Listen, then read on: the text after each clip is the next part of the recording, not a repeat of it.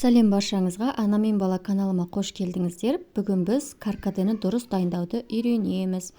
Ең бірінші бізге каркаде, мята, лимон, қант, варенье қоссаңыздар да болады. Мен өзім ұнатам вареньенің дәмін, құлпынайдың дәмі болғанын қалаймын.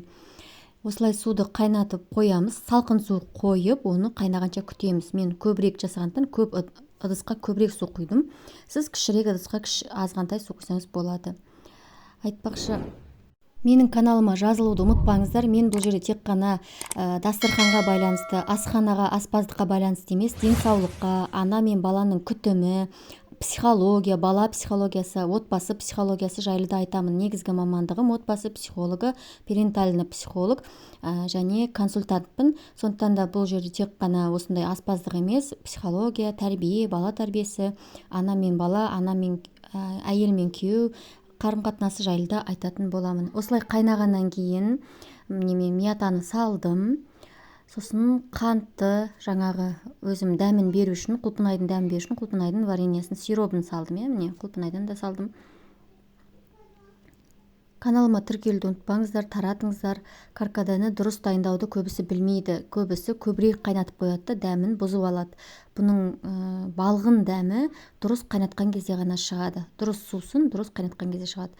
Міне жаймен қайнап жатыр. Қызылы да шығып жатыр. Қатты қайнамай тұрып бұрқылдап бастаған кезде лимонды саламыз жаймен. Лимонды мен қабығын аршыдым. Себебі қабығында көбінде қышқылдық болады. Байқасаңыздар, Өзбекстанның лимоны, анандай басқа елдің лимоны, сары лимон, ол қатты ащы болып кетеді дәмі. Мен балаларға жасағандықтан бұның қабығын аршып салдым. Міне қайнай бастады. Қатты қайнамай тұрып өшірдім. Және суытып тоңазытқышқа салдым да күндіз осылай 2 ыдысқа құйдым. Негізі 2 литрліктен 2 шықты, яғни 4 литр су шықты бағанағы ыдысымнан.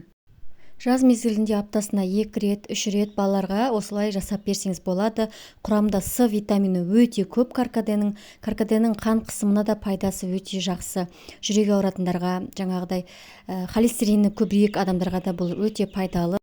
Нерв жүйелерін тыныштандырады. Алайда давлениесі төмен адамға болмайды көп ішуге.